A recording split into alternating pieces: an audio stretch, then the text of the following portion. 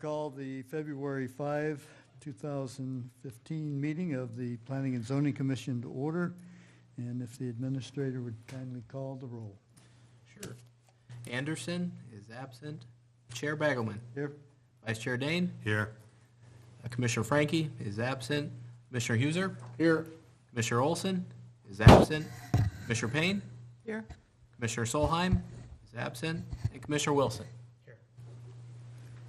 Okay, you have the copy of the agenda before you. Are there any additions, corrections? And if not, can I hear a motion for approval? Motion to approve. Second. We have motion and a second. Any other discussion? Hearing none. Those in favor indicate yes. Yes. Those opposed, no. And the agenda is approved as printed. Let's go to the previous minutes. They were sent for the meeting of January 22nd. There's one minor thing that needs to be changed, and that's that under the first item, city staff present, Tim Kangas, the council liaison, was not with us for the 22nd meeting. And we'll make that correction. Are there any others?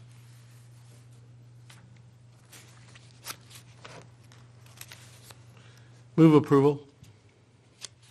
Here a second? Second. Okay. Any further discussion? Hearing none. Those in favor say yes. Yes. Those opposed, no. And the minutes are approved as corrected. Okay. Good evening. Sorry. Item number 4, communications. Board of Adjustment, Ben, anything there? Yes, we will have a case this upcoming Monday, February 9. We have a desire to put a above-ground fuel storage tank in our light industrial area along the railroad tracks in northwest Waverly. So they're just asking for a variance request per the code requirements. Okay. And you got the information again on the workshop learning opportunity that's put on by the Iowa State University. It has a number of locations. The closest one will be in Waterloo on March 31st. And if you get in touch with Ben, he can make an arrangement for any of the, 7 locations that are shown, and would encourage you to get together and go. Let's see, Champions Ridge update. We have Fred Ribbich with us tonight, and Mr. Ribbich, come on up and introduce yourself, and the microphone is yours. First, Yeah, I'll put you down. and then send me just a confirmation too. Good evening. I am Fred Ribbich, and I represent the Champions Ridge project, which I assume most of you are aware is a joint project involving the Waverly area ball groups, boys and girls Little League and adult softball, as well as the Bremer County Fair. And our purpose for being here this evening is to tap the expertise that you folks have in terms of looking over our site plan. And, those of us that have been involved in this project from the get-go are probably so closely tied to it that there may be some things that we've not seen, and a fresh set of eyes might catch something. So we're not asking for any particular action here. We simply want to let you know where the development is at this point in time. And in the memo that I sent, I'll just highlight a couple things. As I said, we would appreciate your feedback and insights into what that site plan looks like. And then we'll talk a little bit about what our strategy for going forward is. Just a quick bit of history. Back in October of 14, we entered into a contract with confluence. And that contract was to get us to a point where the site plan would be developed in enough detail that we could prepare construction documents and think about putting the project out for bid. So we've been working very closely with the folks at Confluence, who have a number of other engineering firms that they're working with in terms of developing the site plan for Champions Ridge. And I don't know how well it may have printed, but in the materials we sent to you, we did have a layout diagram of the Champions Ridge site. And this was current as of late December. There may be, we just had a meeting this past Tuesday evening with Confluence, and there may be a few tweaks here and there, but I think it'll give you a pretty good feel for how the ball diamond and fairgrounds will be laid out at Champions Ridge. I'm just going to highlight a couple things, and then I'll let you folks fire away asking questions or making observations. But on the west end of the property, there will be an entrance to the Champions Ridge site from Highway 3. That is designed to line up with the city's long-term plan to have a north-south arterial road in that location. And we are operating under the stipulation by the Iowa DOT that we can put in a commercial grade drive at that location, given that initially the traffic volumes going in and out of Champions Ridge, which will primarily be to the ball diamonds, don't need a full-scale intersection improvement there. Chances are that once the fair moves out there and gets a few fairs under their belt, that we will likely have to look at some intersection improvements there, but that's a ways down the road. And then we're looking to put in the first quad of ball diamonds, and those are designed to be multi-purpose diamonds that can be shortened for youth games, and then fencing removed and used for adult softball games. Then to the east of the ball diamond, most of that is fairgrounds. They have about 40 acres on this roughly 70-acre site. And just a couple things to highlight there. The fair has looked pretty carefully at what they absolutely need to have in place to be able to host a fair on site. One of them is a 4-H FFA kind of building, similar to what they have down at the current fairgrounds, and that's located here. They need to have a show arena in place, and that's in this location. And then probably at least one of the large animal barns, and those are the three that surround the show arena, and at least one of the small animal barns, which are the ones beneath that. There, again, are three of them located there. As long as they have at least that much in place, they can use some temporary types of structures, tenting kinds of things similar to what they've done at their current location to be able to host the fair. And the other feature that's fairly prominent in this is a retention pond that's sort of right in the middle of the property. And surrounding that is an amphitheater. We just discovered at this past Tuesday's meeting that pond probably has to be enlarged from what it is here.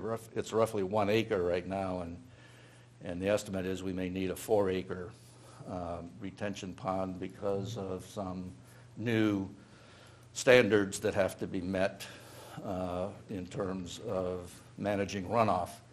So that's one thing that will likely change a little bit, but the basic design will essentially remain the same. This will just be a kind of an expanded pond area.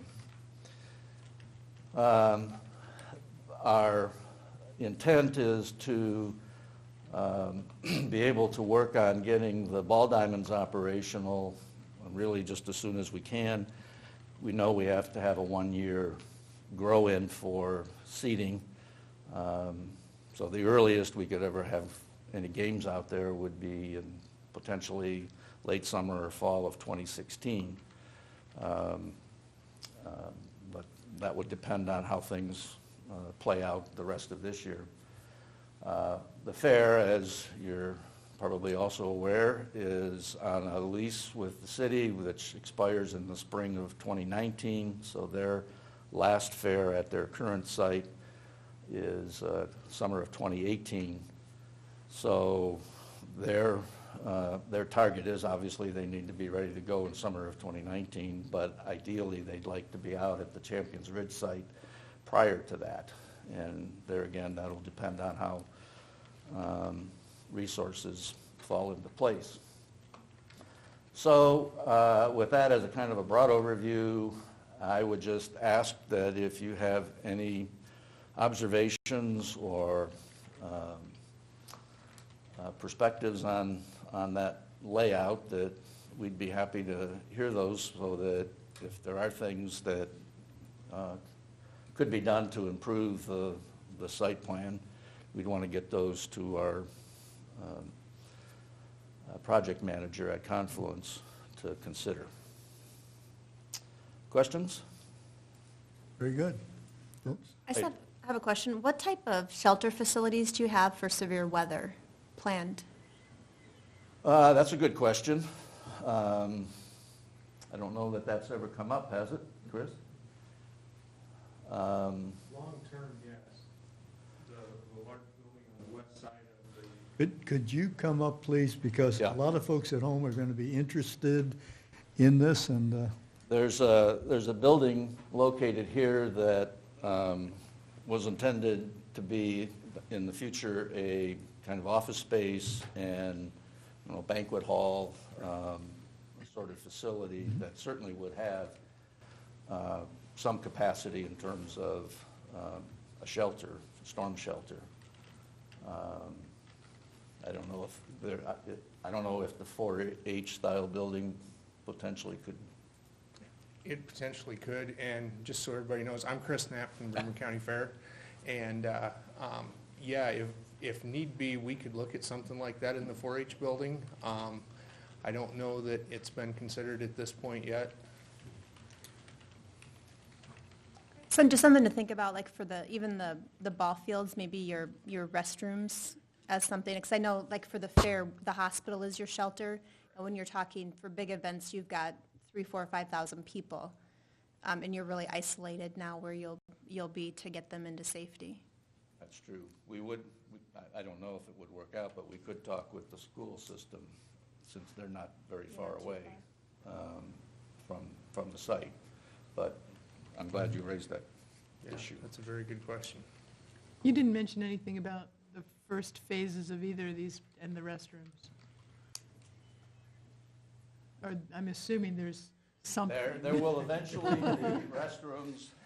I think the ball people are thinking initially we may essentially have the equivalent of some porta potties out there. And so,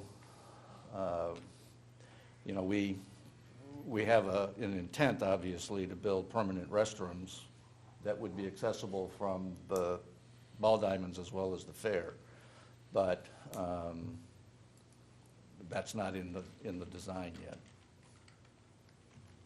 As far as the fair goes, the 4-H building will have restrooms in it when it opens. And we've also talked about the fact that the large animal barns that surround that show arena, that when those get built down the line, that they may have restrooms on the end that is closest to pedestrian walkways, so that they're convenient. How do you picture that pond being enlarged? That's, I mean, it's going to be quite, Good question. We haven't seen a drawing, but we were assured that it does not encroach on the midway space that's been laid out there for the fair.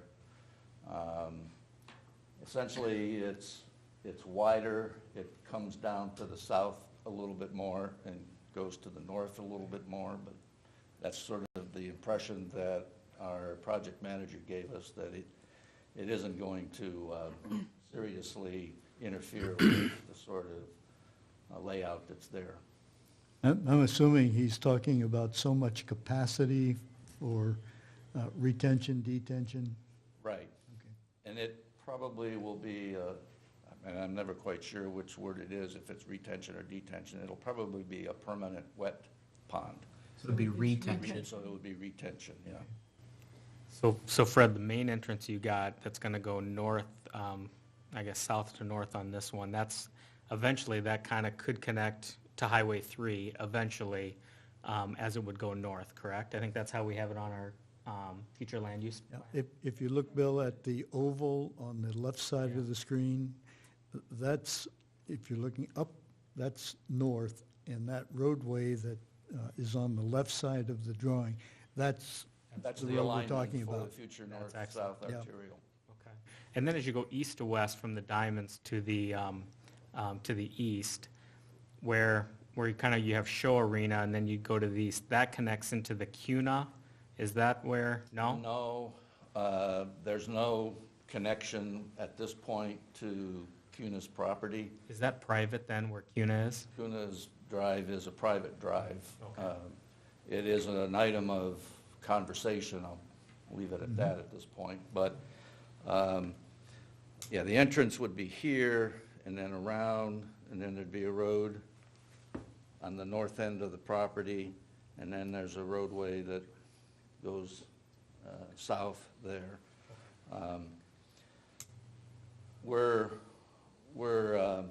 We've had conversations about whether, again, in the future, there'd be an entrance somewhere on the east end of the property, but that's a ways down the road.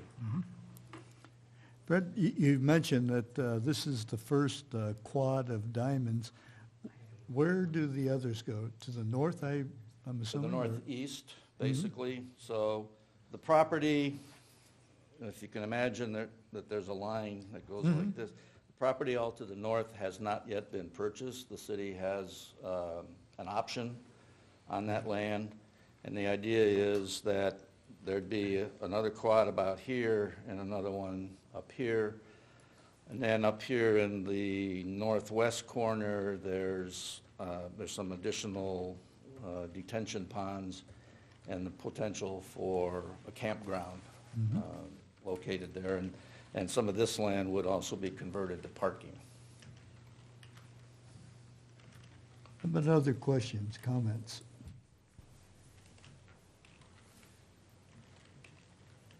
One of the other things I guess I'll mention is parking. Initially, for the ball diamonds, we'd have close to 300 stalls in the parking that's located, they're identified by a letter. This is L, O, and N lots. And there's about 285 stalls, which is more than enough to cover Little League games and adult softball games.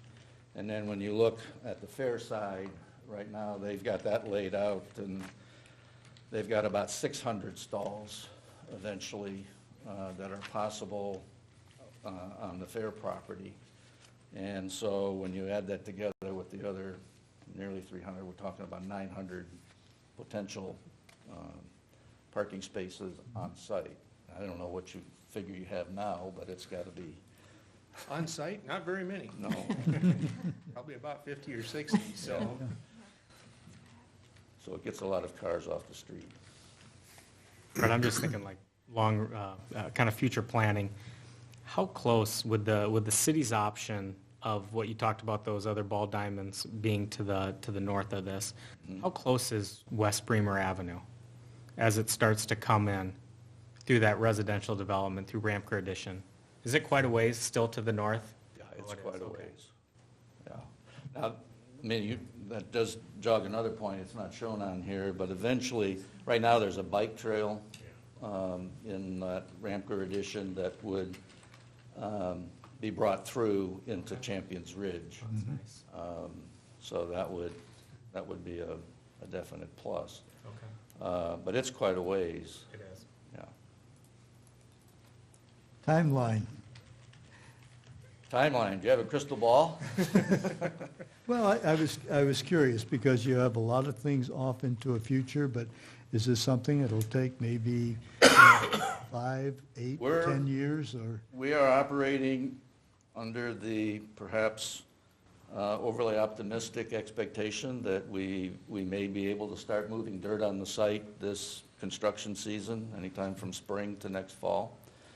Our intent is to get activity going on site, prepare the land to accept the fair when it's ready to start operating there. And as I said, the ball folks are chomping at the bit to get those diamonds ready to play on just as soon as we possibly can. So that's why I say, under ideal circumstances, there may be games going on out there in late summer, early fall of 2016. So now, one thing I've learned on this project along the way is that there are always a few surprises that pop up here and there. So, you know, we need to make sure that we get things done right. And so, you know, whether there may be some, a little bit of slowdown that occurs along the way, but I think it's realistic. It's not outside the realm of possibility. What kinds of things can people in the community do to be helpful? Well, they could let us know they're interested in supporting the project financially. That's always much appreciated. And simply talking up Champions Ridge. I think one of the reasons we want to get activity going on the land is that for so long this has been a pretty abstract kind of concept. And the reality is that it's desperately needed. I mean, we lost this past summer, I don't know how many games to some minor flooding on fields around town. And, you know, people want to get out someplace where they know they can count on having a location to host games and that the community can be proud of. So, you know, we're certainly open to invitations to community organizations, clubs. We've been doing some of that obviously already, but we're more than happy to keep spreading the word on what's happening at Champions Ridge. Right now, we're anticipating that we'll do a presentation to City Council the end of this month at their study session to update the council on where things are at. And I mean, that was part of our interest in meeting with Planning and Zoning is, I mean, this is a pretty significant development for the community, and we want to make sure that you folks are aware that it's going on out there and that we haven't overlooked something in the process. Well, it would seem that the support you've had from the city, from the county supervisors, certainly, that goes a long way to making Sure the does. project happen. Sure does. How about other comments from the commission? Anything for the good of the order? I'll just echo Fred's comment there. I serve as treasurer on the Little League board, and I don't think we finished a season 3 of the last 5 years. It's just, it gets to during the flooding season and the wet seasons, and the kids just can't play on it. And so last year, there was probably, 3 foot of water standing on all diamonds Yep. during its high. And so the kids, we tried to go to the fairgrounds, and obviously those fields were booked, and it was just challenging. So it's kind of unfortunate for the kids in the community that they can't even finish a full season of baseball. So Absolutely. And if you at all visited the fair this past summer, I think you saw just how cramped they were on their site. I mean, they had every available inch, it seemed, sliced out for one kind of demonstration or facility or another. It's clear that our county fair is growing in popularity. When you finish the fair part of the project, what would you estimate your draw will be in terms of reaching out to people? How far do you think people might come? Right now, the Combine Derby, I drove around one night just looking at license plates. We had Winneshiek, Alameda, Black Hawk, all the surrounding counties. We had one from whatever county Fort Dodge is in, I saw. Webster. Webster County, okay. Yeah, it's all over northeast Iowa is where we're drawing from right now. Yeah, when we bring Garth Brooks in to do the stage program. That would be great. Yeah. That's good.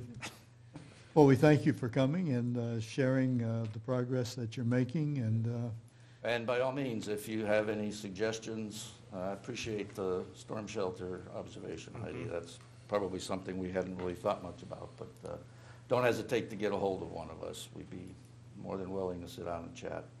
So, thank you. thank you. Thank you.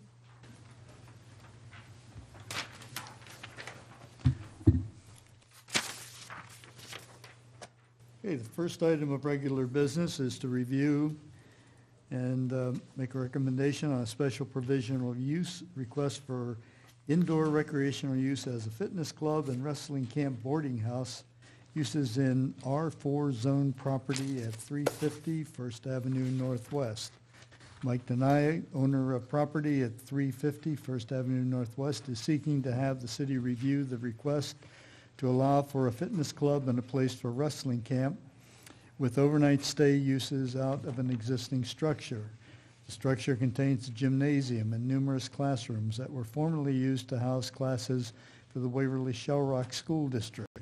City code allows the specified uses to be brought forward in the R4 zoning district for consideration.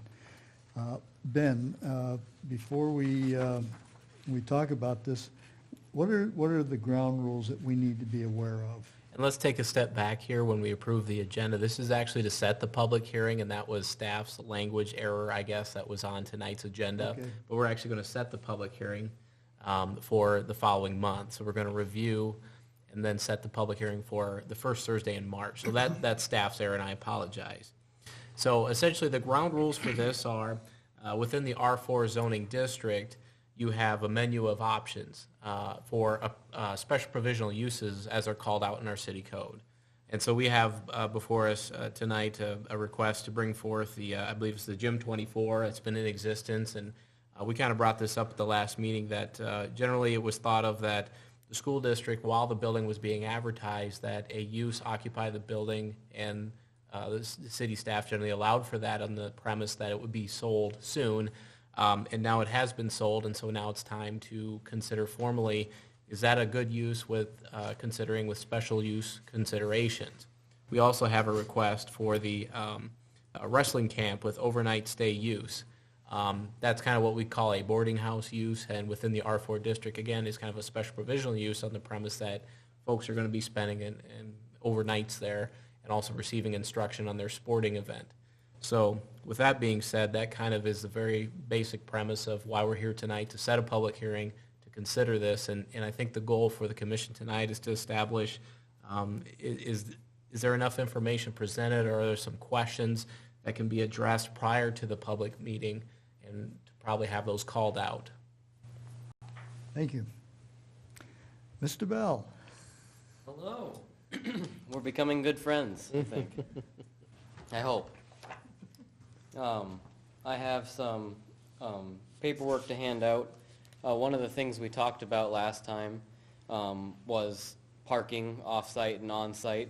And so at the direction of talking with Ben and speaking with the owner really wanted me to continue to discuss the existing on-street parking, and as part of the special provisional use discussion, to investigate what parking there is, and potentially create a discussion as, for what can be done to, yes, I have this copy. What can be done, because the zoning parking code is a little vague when it comes to what criteria are needed. The code says that there's a 1,000 square foot minimum of parking required for any non-C3 use.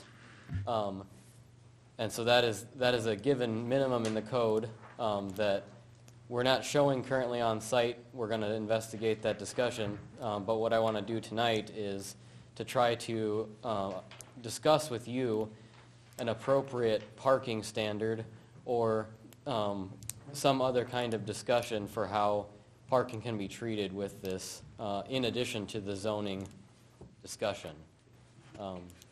So there's a couple things on the table. I hope that with our discussion we can move this forward and bring it to a public hearing, take your guys' thoughts and help crystallize a strategy that you guys feel at least has some merit to go forward, and to kind of create some guidelines for Mike and myself that he feels are achievable financially, and that you are comfortable with as a commission adopting for this this building and the uses that are what we hope and feel are appropriate for a large old building that we'd like to see reused. So if you'll look at the paper, as I know you all are, off on the side, it discusses the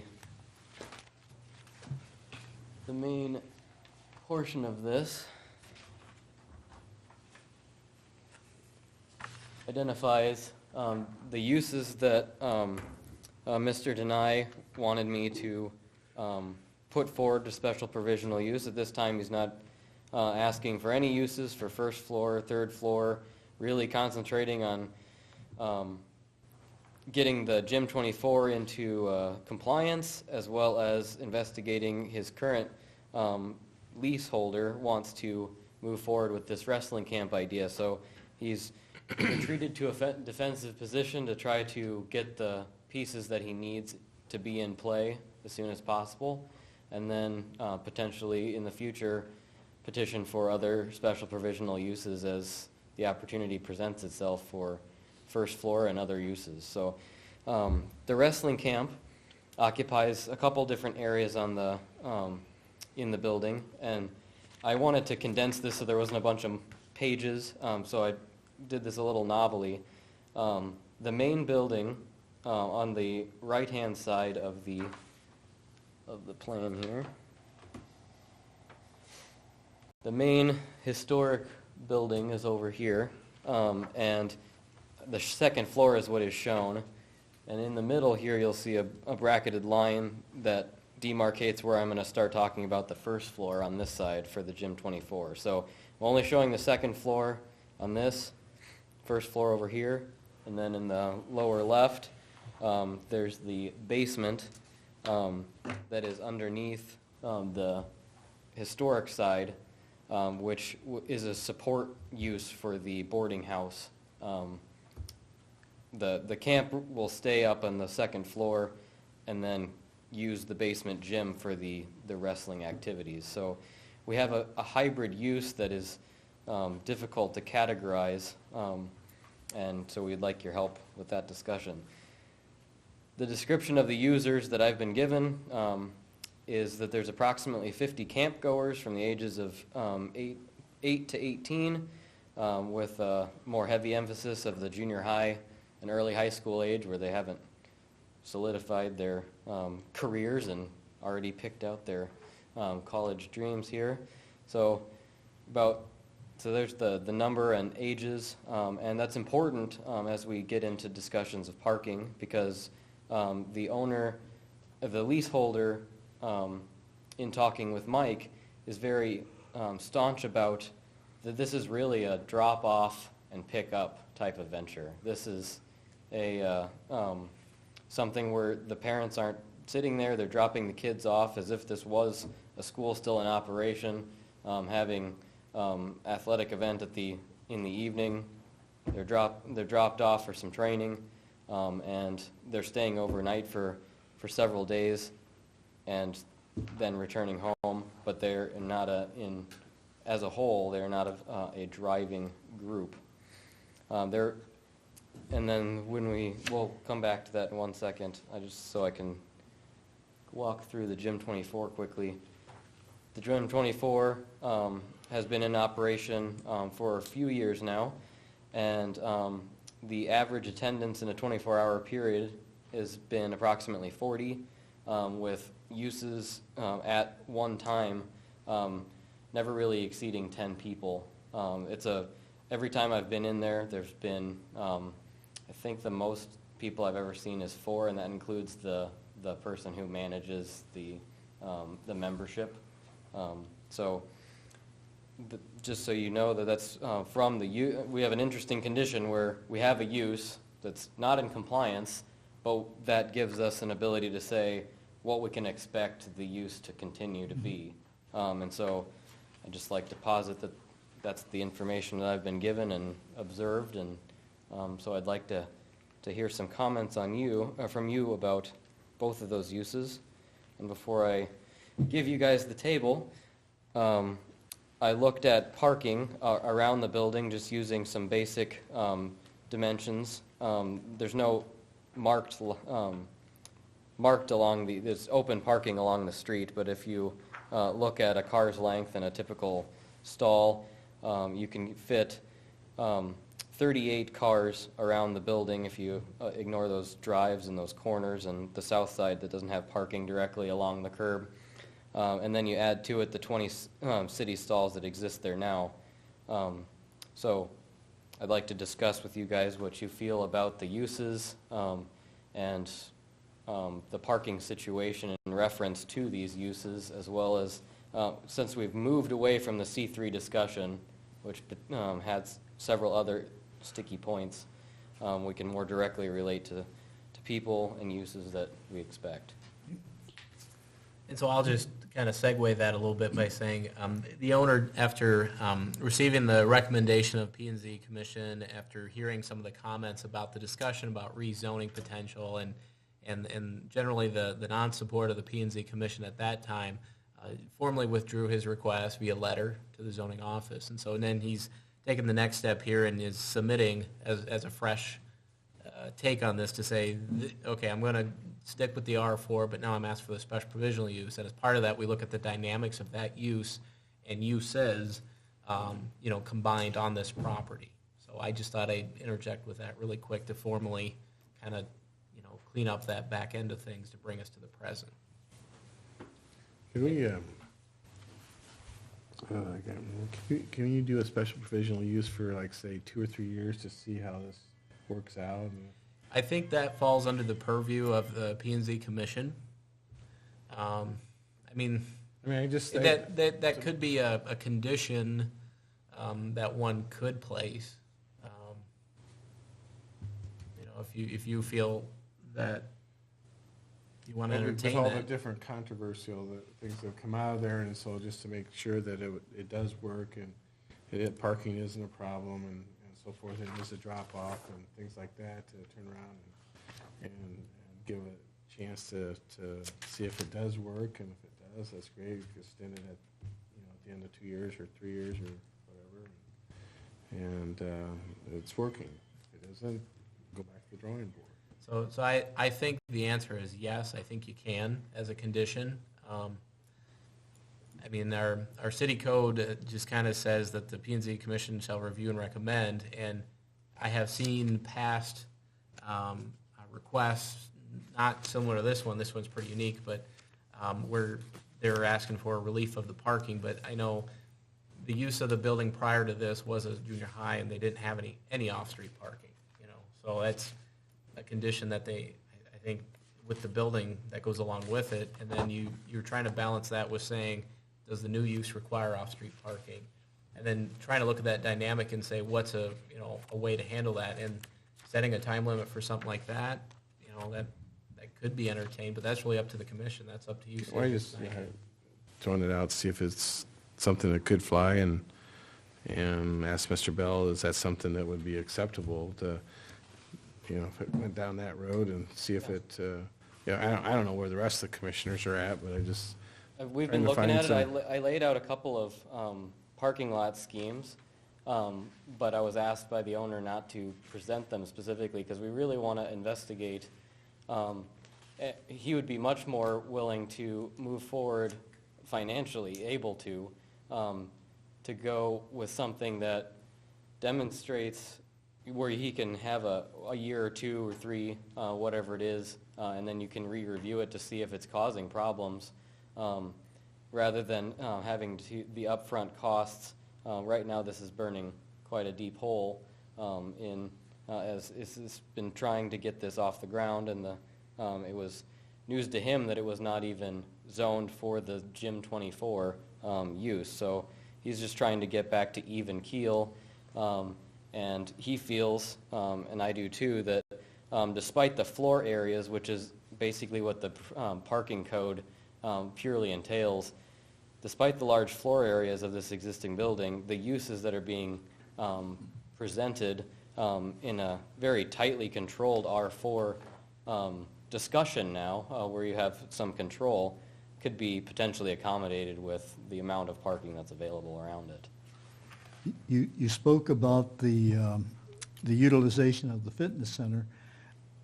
What kind of constituency will you have with the wrestling program? How many people will be involved? What's the duration of a wrestling camp? How many sessions are there? In other words, what are we talking about in terms of volume? There in your It's kind of discussed up here. I've been told upper left-hand corner. that it is about around 50 campgoers, 8 to 18, staying for a maximum duration of 2-week periods. That this is not a year-round thing. There'll be different points throughout the year that they will hold some multi-day events where the kids will stay over, use the basement gym for some wrestling activities and instruction, and then break, and it will be unused again until the next event.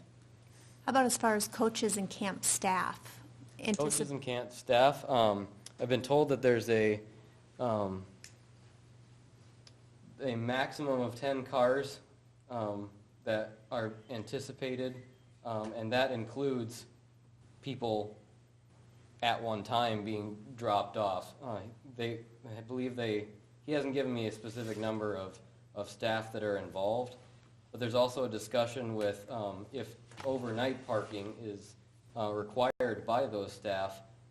They have reached out to Fairway across the street and are in discussions with them about creating some kind of agreement if overnight parking is required by the staff themselves, and the city around here does not accommodate it for the 24-hour parking. They can potentially make that agreement solidified with Fairway to provide that overnight parking. So what improvements what does the owner have to do just to make it ready to host this camp? I think you mentioned last month sprinkler systems. Yeah, anytime you're talking about anybody taking a nap, you're talking about sprinkler systems being put in. And so it's a very large building, and every portion of the building needs to be improved to have sprinkler systems so that the people on the second floor can use it as a overnight stay area. So he's coming in and putting that in. Throughout the entire building?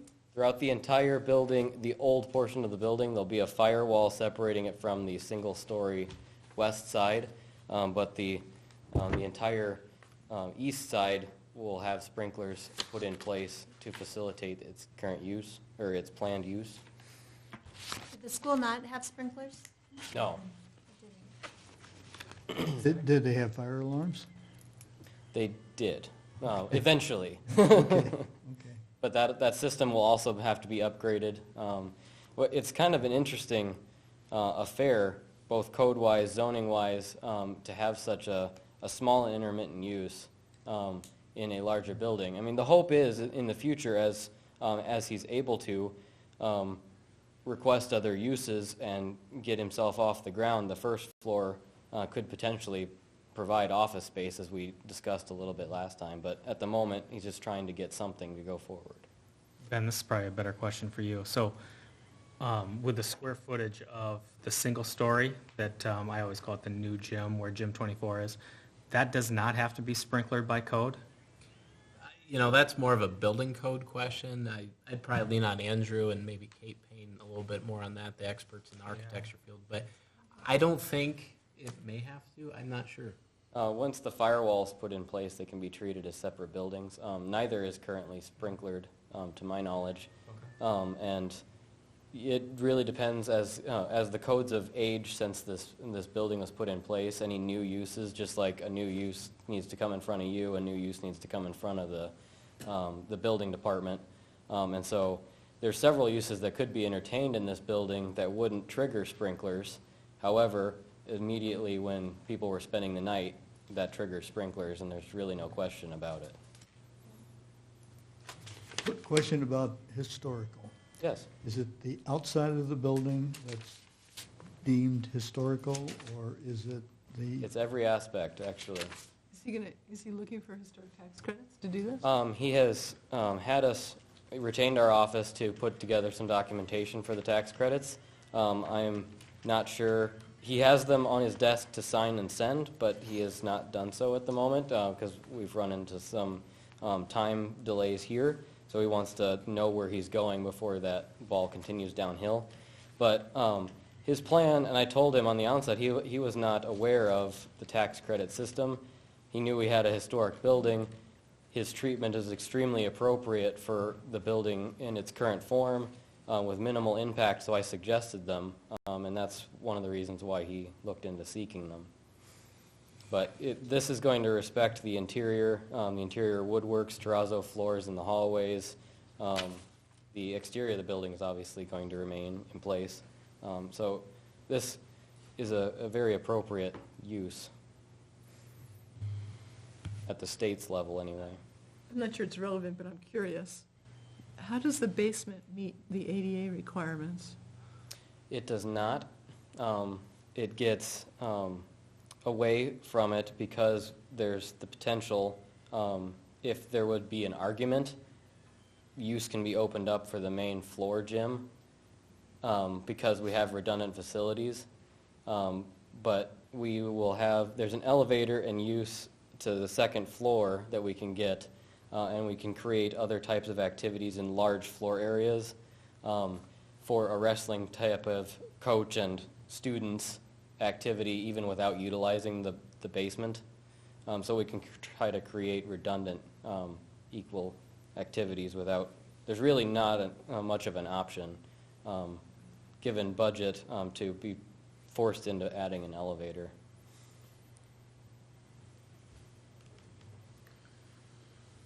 Yes, one of the questions I have, and I hear you routinely say, this is a great use for it, but within the code, we have some definitions that I don't see this thing meeting. And one of them is you want a boarding house. Mm-hmm. Within the code, a boarding house is a place where people are also given meals. Do we have a kitchen facility being designed into this? We have a lounge, but not really a full hot plate kitchen. I don't know if that qualifies as meals, but that's one of the things we have to address. Also, the number of people who will be traveling to and fro. If you've got 10 coaches, you're likely to have 10 potential cars. But if this is junior high and high school age students, when I wrestled, we went down to wrestling camps, and every one of us showed up in our own car, and that was 40 years ago. So I got the feeling that kids drive every bit as much today, if not more, and I think we're underestimating, if there will be 50 participants, the number of cars that will arrive and be there all day, and potentially all night.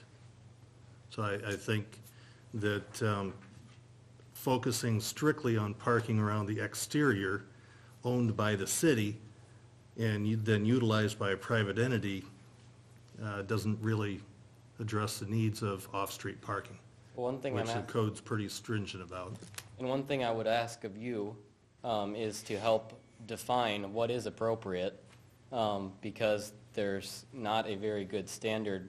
Ben and I have not found one yet with the language in the parking code that would meet the needs of what the uses we're demonstrating, because they're based solely on square footage in most cases of the facilities, which is not in any way, I would put forward, not in any way appropriate for the number of users being described. And so I would offer to ask for recommendations on what you feel is appropriate, in addition to, if you feel at all, that what portion of the parking that you believe there needs to be could be handled by the on-street parking. And maybe I can interject, Chair, is that okay if I intervene? Yes, please. Okay. To address the parking, Andrew and I have had some discussion about this, and he called me right up front and said, what are the parking requirements for these uses, okay? So you have like a fitness center, fitness club, whatever you want to call it. It's not really called out specifically in our parking ordinance, but there is a provision at the very end that says if it's not specifically mentioned, you pick the like use, whatever it's akin to. So then we kind of walk through it together, and I think where we kind of, we're looking at is like, you know, is it a sport arena other than a school, and then it requires one space for every 3 seats. And so you're kind of saying, okay, well then how many workstations are there? For every 3 workstations, there should be 1 parking space. That seems logical. So then we kind of did the math with that. And then there's also the consideration that you could call it, perhaps, like a dance hall, assembly hall. It's not really the same as that, but when you're talking like a wrestling camp where you have people attending and then you have people throughout, you know, a gymnasium type setting, it's kind of an assembly. So then it's like, okay, that's 200% of the floor area, which is, when you look at that, those uses and scale them, you know, those, you know, I think the 1 space per 3 workstations might work, but when you're talking about a wrestling camp setup, that's kind of the dilemma we're at as staff too, is what is appropriate for off-street. So I guess for me to come up with a hard-pressed number, I'm not able really to readily provide that. So you kind of look at the conditions of what you got and say, is this similar to any of the uses mentioned specifically in our code? So what we kind of concluded was, well, if there's going to be any off-street parking, informally, I mean, it does call it out as a need, but I think the nature of this request too is to say, there's recognizing that the spaces immediate to the south on the public street are very rarely used, if at all, much akin to the one that junior high was in operation. But then the question remains, are these uses akin to that, you know, with the various activities that were hosted? And so I think why we're here tonight is to kind of establish, is there enough information presented tonight to set a public hearing, to move it forward so we can continue, you know, down this process and then formally make a recommendation one way or the other with possible conditions that you seem fit. So I don't want to muddy the waters. I'm trying to add some clarity to, you know, your guys' position to help you out too. Does that help a little bit with the parking as far as what we would look at and what we'd require? So in other words, it'd be 1 for every 3 stations for the gym, perhaps. I think that's what I've recommended. And then also with the 200% of the floor area, which may be excessive, but then you're trying to find another similar use to that. So. Well, I think we're covering the kind of elements that are likely to come up in a public hearing. Dave's point about would we consider doing this for a year, 2 years, with an adequate period after that for the owner to be able to either transition away from the project or to embrace the project further. But I think, you know, if we can identify what are going to be the elements that need to come out in the public hearing, then we can decide whether it's appropriate to go ahead and hold one. May I ask something? Please. Would there be any value to looking at what happened in the past? I mean, I'm just thinking it was a school. There were X number of staff people working at the school who parked there. I mean, it doesn't address the overnight issue, but at least in terms of capacity for the day, I wonder if it would give us some reference point to look at how many people were parking off-street when it was junior high. Isn't the burden of that on the designers to make a case for, I mean, that's what I guess I would expect, make a case for how many you think make sense, and I think you've started to do that. Yeah, I think, I mean, I understand that, but also the code's supposed to give you some kind of a, Yeah, but and so I think that's, I mean, I like I'm not to get into an argument or anything, but I think the fairway thing is a way to accommodate that, I think. I mean, if you there's come back. any number of ways, I would think. Yeah, I mean, I think, I'm just guessing you're looking for some kind of suggestion. I'm kind of in the middle where I've laid out parking on this site, but I've been instructed to talk about what you would like to see if there's any alternatives to it. Because financially, he's already putting X into the to the sprinklers and is curious and has several other life safety improvements that he has to make throughout the entire building to use a small portion of it, and is looking for ways, even if it's an agreement to re-examine the issue and under your authority, would be agreeable, as opposed to we need 2 times the floor area of this building that was in use more heavily than now in the past. I think that's part of the value, though, in what Dave is suggesting, that if we give it a period, and then we determine that we do in fact need to look at on-site, whether it's parking or whether it's something else that comes out of it. It would give us that opportunity. But I'd like the interim, excuse me, I'm sorry I No, interrupted you, but the interim to have an agreement with Fairway, like for 20 or 30 parking spots at events, so that you can say, okay, we've got this agreement to provide that parking, and, or the 2 or 3 years, whatever we would recommend to the city council. And then that covers that, and then if everything's working fine, then the owner may want to go back in and put in some off-street parking, and he knows that it is working. But I think you gotta have something come back and say, okay, we've got this agreement in writing And with Fairway for. That olive branch is moving. But I can't say that it's definite. But I think that's what you gotta, I mean, that's what you're asking. I agree, I think that, you know, Well, you this have to is an present extension options. of the historical business district, and any time you look in the downtown area, we're gonna have a challenge with parking. I mean, the theater, think of how many people go into the theater, but we can't accommodate parking. And so I think we gotta, be open to it a little bit, and, you know, I guess with the time limitation, I agree with it, but also the way this is gonna be worded, there's only 2 uses that can come out of it. So if there's no wrestling boarding camp, really, the special provisional use goes away.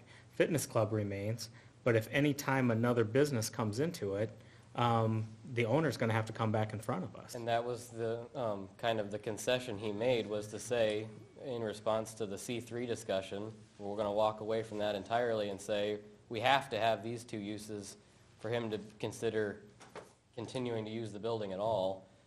You have some restraint to review any new uses and potentially review the parking after a certain time period, just trying to accommodate something moving forward. Any provisional use, we could review the parking again. Exactly. So any new provisional use. Yes, I should absolutely. say, that comes up. That's correct. In general, are provisional uses never reviewed again? They just are kind of an open ticket for that one use? Right, and then I think, you know, the way it works too is if a different proprietor were to come forward, it's a different setup, it's a different type of, you know, like, different promotional, setup, then I would argue it probably does need to come forward again, because it's a different dynamic, you know. Kind of like, you know, we had one with a church that never decided to do something after they got special provisional use at one point in time, and then a new church moved in. It was a different dynamic, because they had a different setup, a different style, so we had to have them come before again. Plus, it was more than 12 months after they never established a church, so it's kind of this 12-month notion of if you don't do anything within 12 months, it kind of goes away and it resets. Ben, what's, so they own the area to the south across First Avenue. Isn't there like a grassy area Yes. an unimproved area. What's, against code, I mean, for years, that's where the buses parked, when this was a school. For temporary parking for events, can they park on that grass to accommodate more parking? No, it's not a designated off-street parking. I mean, there's no real access in or out. I mean, there's no driveway that is delineated, so the answer would be no. There isn't one? Currently, the ownership is the same, but that doesn't mean that the ownership would continue. Or that, I mean, that could potentially be developed far more lucratively than the two small uses that we're discussing. So, we've tried to avoid that. But I mean, that would be It fantastic. provides more parking and temporary parking. It's If a solution. drive could be cut, but it not fully being paved over, to provide something temporary, that could be another agreement, that could be reached. And I think that's why you got to have a sunset so that it can be reviewed. I like the idea. I don't Because I ever- think that if you don't have that and this parking thing gets, we need to be able to go back and say, you need now, it's working, you need to come back and put in some off-street parking of your own. I think that's why I think the sunset makes sense. But Any other questions, comments before we, I put some language together, Ben. Okay, appreciate that. Let me put it in front of us and then we can discuss it more, but move that a public hearing be set for the review and recommendation on special provisional use request for indoor recreational use as a fitness club and wrestling camp, boarding house, uses in R4 zone property at 350 First Avenue Northwest for the P and Z Commission meeting, March 5th, 2015. so moved. Second. Do we have a motion and a second? Now, further Discussion. discussion, please. A question, does the action we're taking tie the entire building to those two special provisional uses? Because one I would thing say right through- yes. Nothing else can go in there. To one structure, and these are the two uses out of that one structure. That's how it's viewed At that stated address. at that address. You'd have to come back for, Even though a professional service establishment can go in there without a special provisional use. That is correct. So that would be off the table? But you remember that we would almost certainly, by default, demand probably the off-street parking requirement at that time, because we're asking for, the framework now is just these two uses only, and then I see your point, though, if a professional service establishment were to come forward, and again, a professional service establishment is kind of a business supporting entity, whether it be repairing copy machines or servicing, internet. Or lawyer's but- office. And that could be something that, right, we would want to know, where's the off-street parking going to be? It would immediately raise the flag again. Yeah, and so I would be hard pressed to say that would have to be met. Well, that. And then as if they long want as to that vary is from that, protected. they go to the Board of Adjustment. Here, they're asking for uses and a little bit of relief of the parking standard because of the nature of the property, and kind of they're asking for a little bit of concessions for just these two uses. And The use may not be immediately, like, you can probably use it for things, but the parking would be immediately under review again. And that would be on the purview of site plan review, under city staff review, working with the architect or whoever's on board to working with that. We would inform them. Unfortunately, we need to Yeah. provide for off-street. What other comments before we take the vote? Anyone? Hearing none. Those who are in favor of the motion, say yes. yes. Yes. Those opposed, say no. Motion is carried. Be public hearing March 5th. And thank you, Mr. Bell. Thank you. Did you have something else to use? I didn't think you did, Bill. Okay, next item of business is item number 2, review and set public hearing on the rezoning request from R1, R2, and R4 to C2 for approximately 11.2 acres located on the south side in the 3000 block of East Bremer Avenue, and to amend the comprehensive land use plan from public use to commercial. Gablau, am I pronouncing that? Gilo. Gilau, thank you. Member and manager of GLSW LLC is requesting the rezoning of the north 11.2 acres out of the 24.4 acre property located approximately 250 feet east of 30th Street Southeast on the south side of East Bremer Avenue. The proposed zoning is to C2, General Commercial District, from the currently zoned R1, R2, and R4 areas.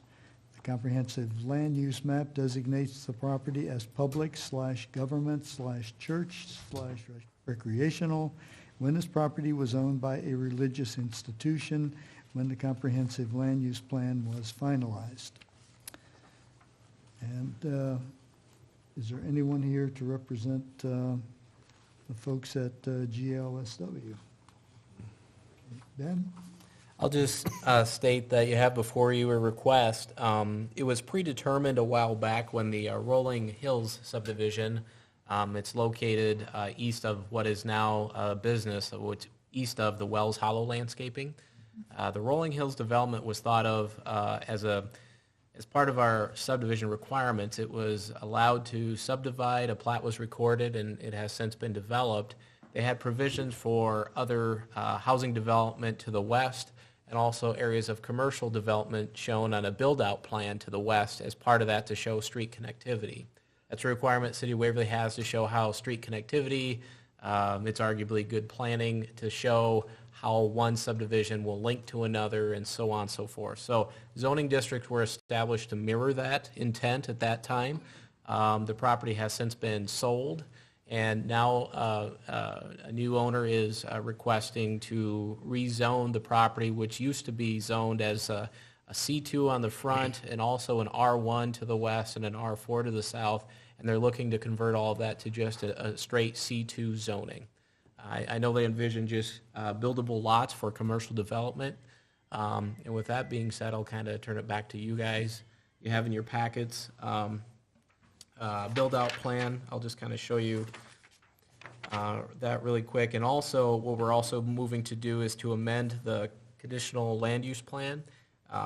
They kind of showed this on the future land use plan. At the time, the church, there's a church that had owned the property, so they envisioned a church being built there, so they colored it a green shade, which is our kind of designation for a non-residential land use, so it falls in line with the church use, but we're looking to amend that now to a commercial designation so that it better mirrors probably what the spirit of this request is for.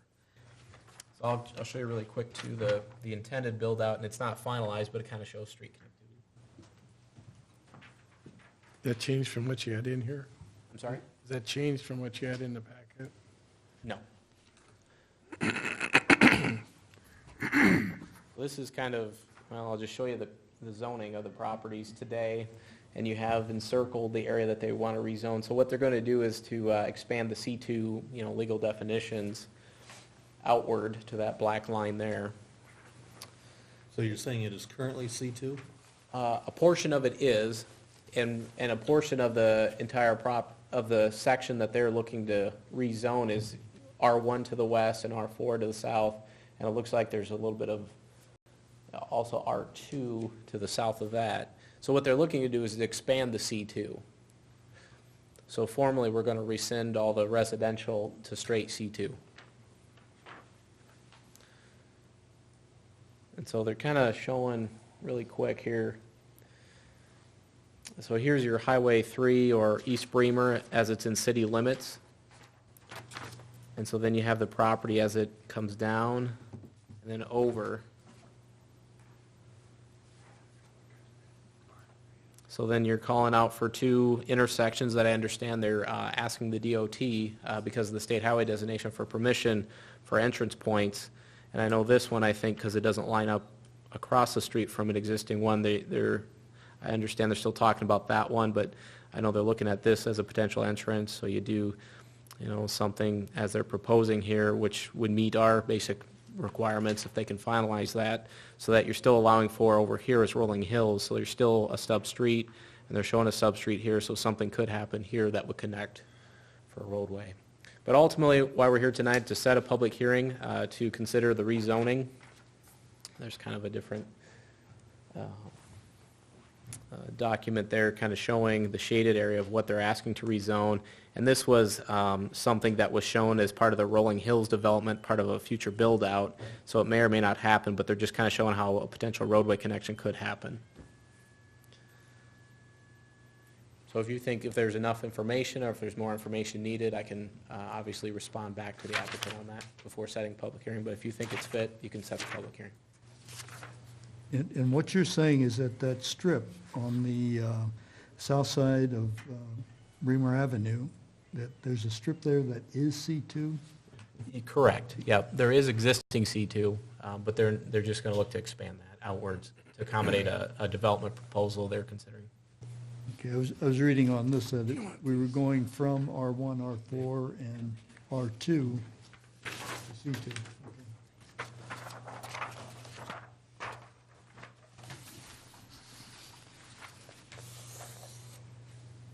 Property to the east of Wells Hollow's house, is that C2? East of his house. Yeah. Well, that's where his business is. You mean the little strip of R1 there? Is that what you're looking at? Yes, so you have his residential property, and then to the east it is commercial, C2, yes. So you would have adjacent C2 to the east, and then you would have C2 fronting onto the roadway. And then immediately across the street, you have existing commercial zoning. To the north and east, you have the Star Motel, and then directly north, you have a vacant lot, which used to be, I think it's the Oberhoy restaurant, used to be there. Then you have a residence that's shown in C2. It's just kind of a non-conforming use that has existed. It may have went with the Oberhoy restaurant, I'm not sure exactly. That's correct. So, in other words, it's contiguous to existing C2, being fronting on the roadway at this location. Staff generally, thinks it follows the past requests and is a similar land use pattern. But there would be R1 immediately to the west. So.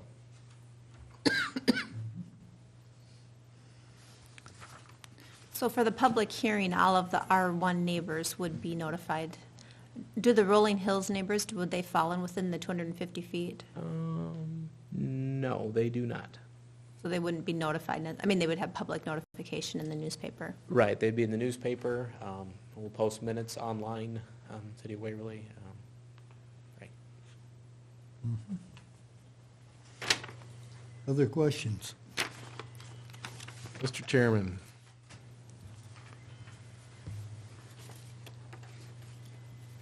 I move that the public hearing for the rezoning request from C2 and R4 to C2 for the south 3,000 block for the property described and the CLUP amendment from public and government church recreational use to commercial use be set for the Planning and Zoning Commission meeting on March 5th, 2015. Second. Have a motion and a second. Further discussion? Any reason we're not exploring leaving the west properties or lots R4 transitional between commercial and? Well, I know as staff, we did bring that up to the requester, and I know at this point in time, I know he was just seeing if P&Z Commission would have any comments on that. But you have a request for C2 to set the public hearing.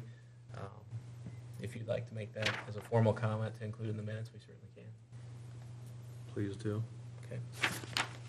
And is that a concern over that? I think if I were these residential properties, I would have some concern, and that the transitional district of R4 is what we have. It's what our code is, and it seems reasonable to protect those property owners with that, but They wouldn't have expected a C2 in their backyard when they purchased their land. in those They houses. would never would have. Would not have, based on our past, or what the land would have been at that time, I wouldn't think. Because it was platted out as a future build-out and zoned as an R1. Now they're changing it, requesting to change it to a C2.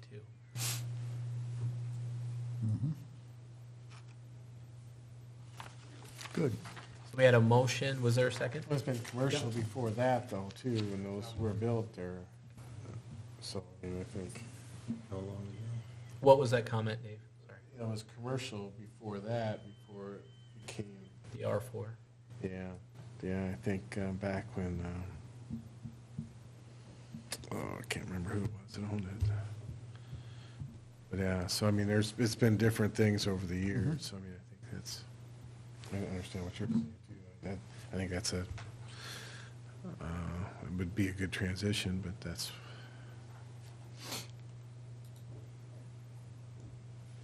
Any further discussion? Hearing none, those in favor of the motion indicate yes. yes. Those opposed, no. Motion is carried, and the hearing is set for March 5th. Who had the second on that? I apologize. I did. Thank you, Bill. Let's see, item number 3, review and set public hearing on the rezoning request from A1 to R1 for approximately 9 acres located on the southeast side of 2nd Avenue Northeast and 10th Street Northeast. Waverly Real Estate LLC is requesting the rezoning of approximately 9 acres located on the southeast corner of 2nd Avenue Northeast and 10th Street Northeast. The request to change the zoning designation from A1 to R1 is complementary with the High Point subdivision located to the east of the subject property. Comprehensive land use map designates the property as residential. Ken? Sure. I know in talking with the applicant on this one, the intent here is to build out the subdivision to the east, which is High Point, to provide a road connection. I believe that's 12th Street Northeast, I believe it is. And then continue it over to, 2nd Avenue. And then continue it over to the 2nd Avenue as it turns into 10th Street, and to provide a road connection and to allow for residential development to mirror what's to the east there. So that's the stated intent from the applicant. And this is contiguous to that piece of property we had a couple of months ago where someone wanted to build they have built a single family dwelling just to the west of the water tower, I believe. Yep, right where my pen is there, yeah. We had a question at that time about access to sewage. Mm-hmm. They, so the owner that was granted permission to rezone to an R1 to allow for single family, they're currently on a septic, and so as far as benefiting from this, I'm not so sure about that, but there is another request after this one in your agenda tonight that we can talk about it then. Okay. But these properties would have sanitary sewer. Yes, these properties would be serviced by sanitary sewer and water, and I know the applicant is kind of waiting on this rezoning request, and then is going to pursue actively the engineering of that to make sure it is available. But his preliminary discussions, and my understanding is it should be in the plans to be able to do that, water and sewer service for these lots. Better be able to do water. They're gonna go dump it in your pond over at Brownsburg. Good.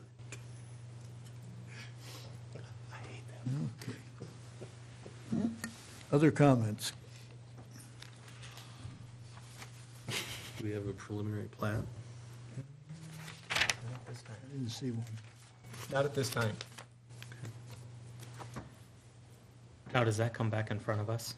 Once it's rezoned, then we have to Yes. go through the platting, okay. Yeah, in a situation like this, I think they're going to talk about that roadway configuration to the west there, the bend in the road, I'll call it, where it transitions from 2nd Avenue to 10th. They're kind of waiting to see on this, and then they're going to kind of work with that on site distance and, elevations and all that to kind of get it right as far as the technical specs, so. But As long as it comes back in front of us, I just know, I think we discussed it recently, there was some improvements made at Centennial Oaks, and we weren't able to review some of those improvements out there, and so I didn't know just to make sure it comes back.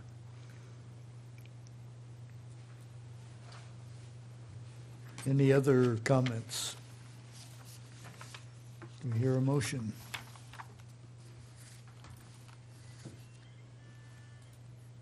So moved. Second. Okay, for the record, I didn't have it up, but that's, nobody was I'll- jumping on it, so. I'll read it, but Dave made it.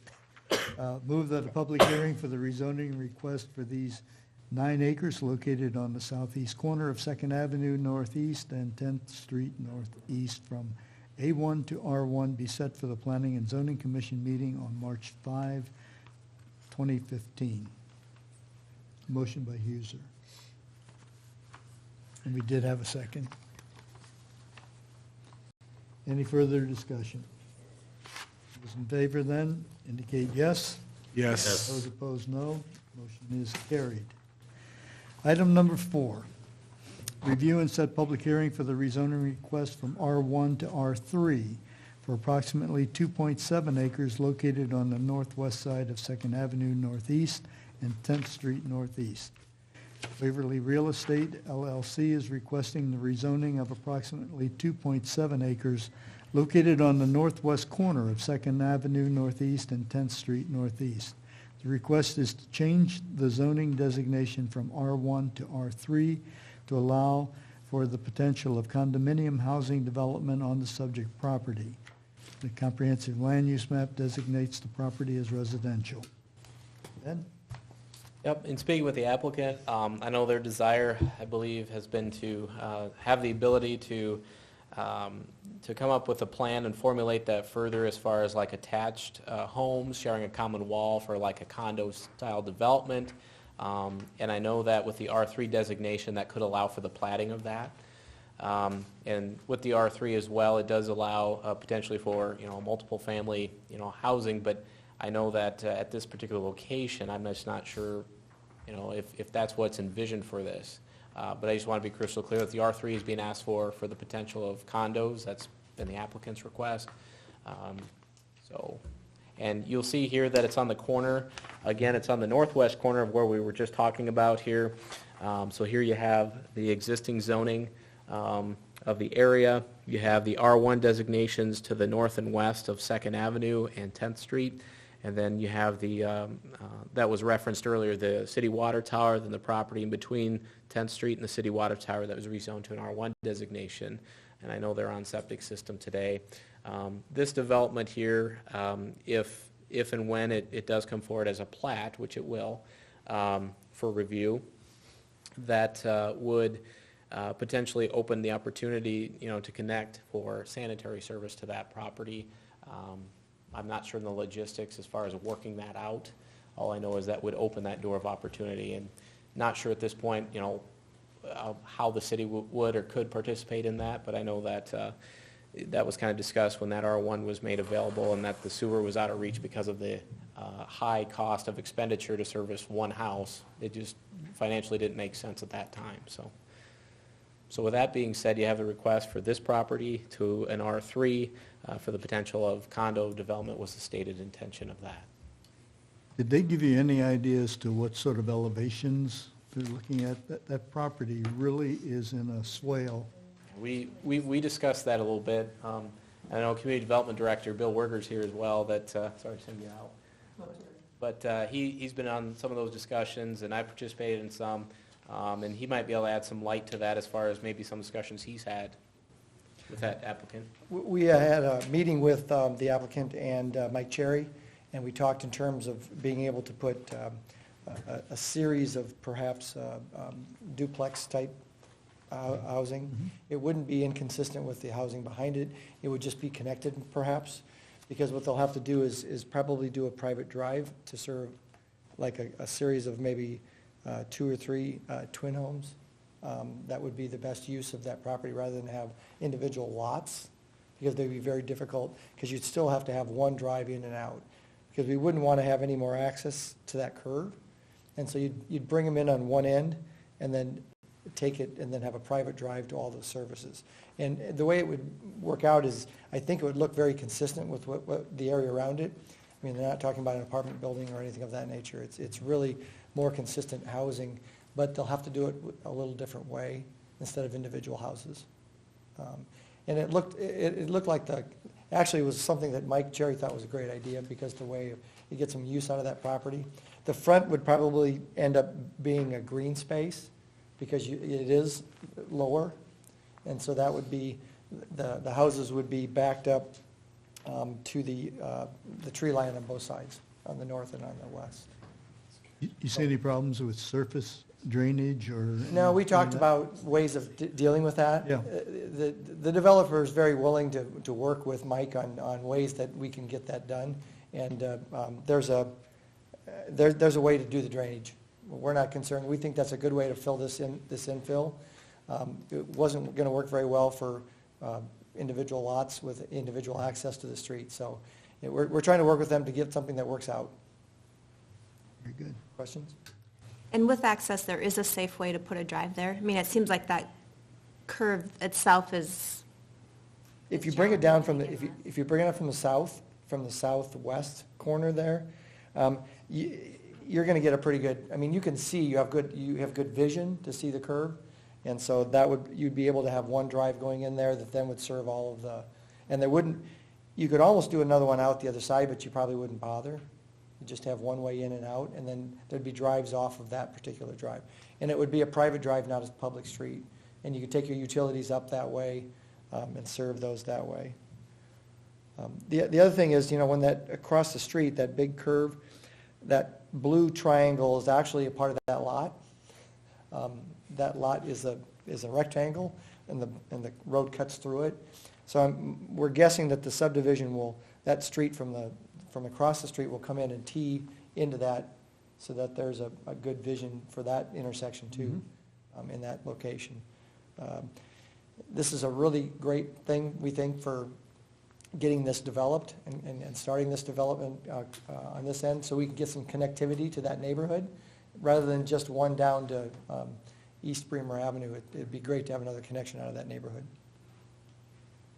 Thank you. Other comments, questions? This seems to me to be one where the first one we just did, changing that to R1, we're going to see the preliminary and plats. I don't have a problem with that. This one is zoned R1, and so much is speculation.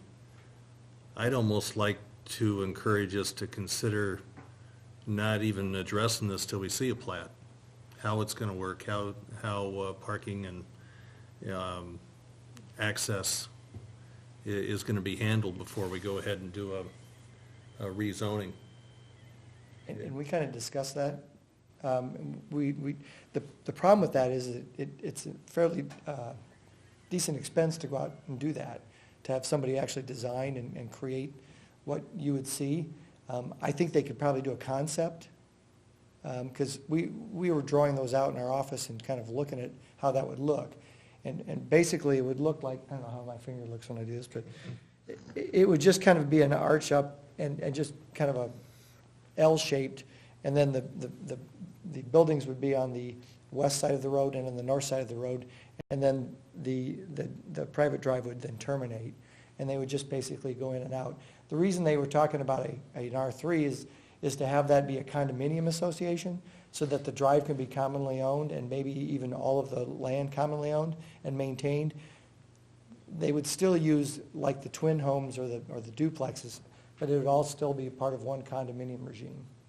And it works because you're going to have one private drive in and out, and you'd have service that would go in and serve all of the different structures that are built.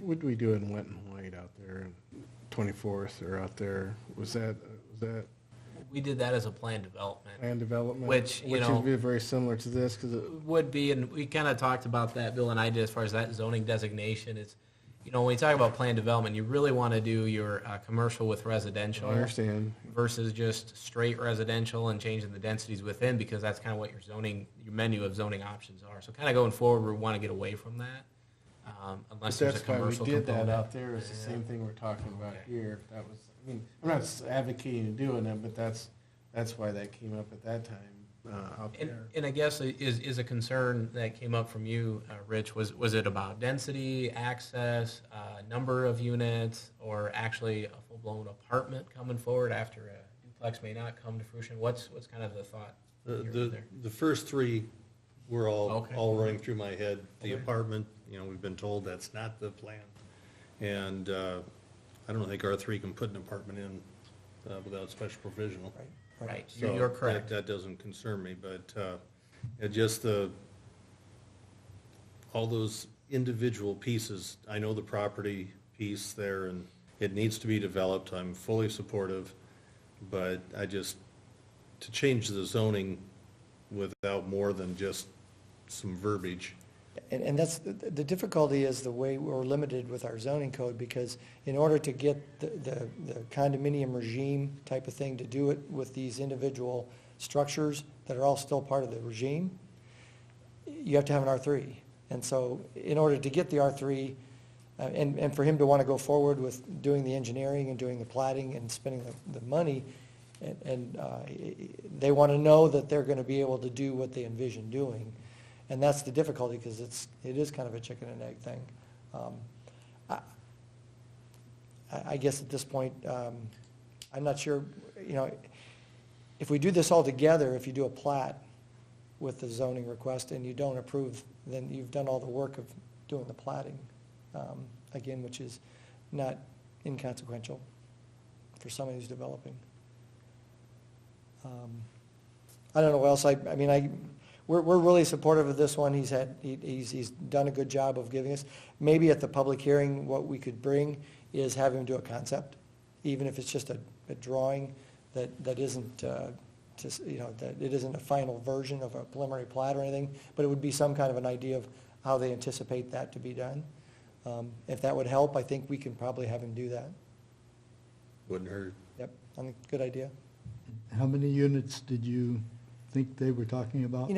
I think, so if you're talking about duplexes, and they like to call them twin homes now, but if you talk about that, it probably wouldn't be more than 4 sets of 2.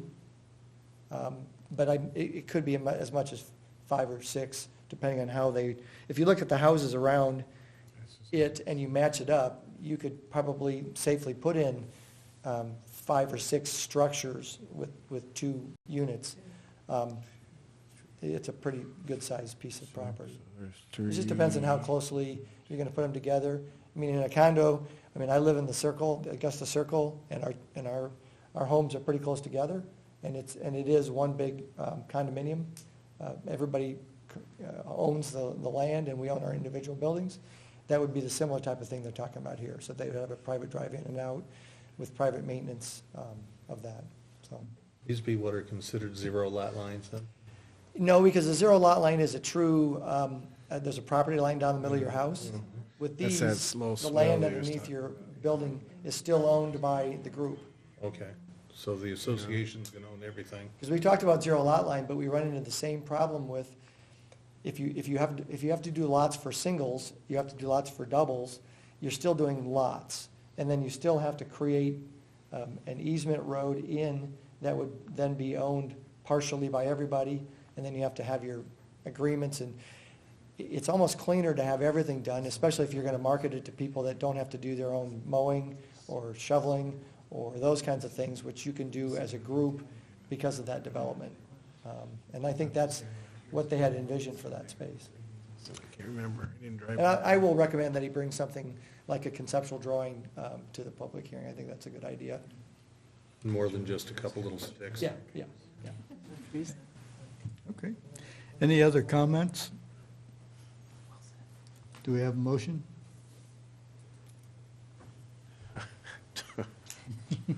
Go for it, Dave. No, I'll let Come on, somebody Dave, you else can jump on it. All right. Move that the public hearing for the rezoning request for the 2.7 acre property located on the northwest corner of 2nd Avenue Northeast and 10th Street Northeast from R1 to R3 be set for the Planning and Zoning Commission meeting on March 5th, 2015. Motion and a second. Any further discussion? Hearing none. Those in favor indicate yes. Yes. Those opposed, no. The public hearing is set for March 5th. Let's go to old business. One item, corridor planning update from staff. Staff will update the commission on existing guidelines for development along specified corridors that function as gateways into the community. Ben? You're getting a lot of airtime tonight. Try not to. So essentially, we were trying to coordinate the schedules. There is the select commission group that was going to meet. We just haven't done that yet. I know Kate Payne and I did sit down and kind of hash out an initial meeting discussion to kind of come up with kind of the basic framework or guidelines from where we're going to springboard forward. And so we're still finalizing that. And once we get that finalized, I know we have other commissioners that have volunteered to serve, and we'll reach out to them. We're still trying to coordinate our schedules, and we've even gone so far as discussing a conference call would be a good way to do this, as instead of logistically, physically meeting together to kind of hammer this out. So I think that's where we're at with it right now, is that we're picking up from, I think it was it 2010 or 2012, we were talking. Goes And way back. from that, we kind of started, we've equipped, I think, Kate at least with a lot of the, park and open space plan, and she's got a lot of light reading now. The books aren't very long. Okay. Comprehensive land use plan, so she's going to sort through that, filter that, and kind of, I think, just kind of come up with a good game plan to say, here's probably a good basic few ideas from which we can branch out from and kind of go forward. So we're still working on that, on the logistics. We anticipate coming back in March with a little more fleshed out goals, visions, I think, and kind of where we're going from here. Kate, anything? No, I think Ben caught it. Good, isn't he? Yeah. Well, we'll look forward to it, and I think council will also be looking forward to it. They've waited patiently, so. I think I did mention too that the chamber does have a design and beautification committee, and Jen Wells, I believe, is one of the chairpersons on that, and there's another landscape individual too that's on that, and I mentioned it at the last board meeting with the chamber too. Thank you. So I think there might be some other resources available to help with it too. Thanks for that. It's good. Any other comments? I've run out of paper.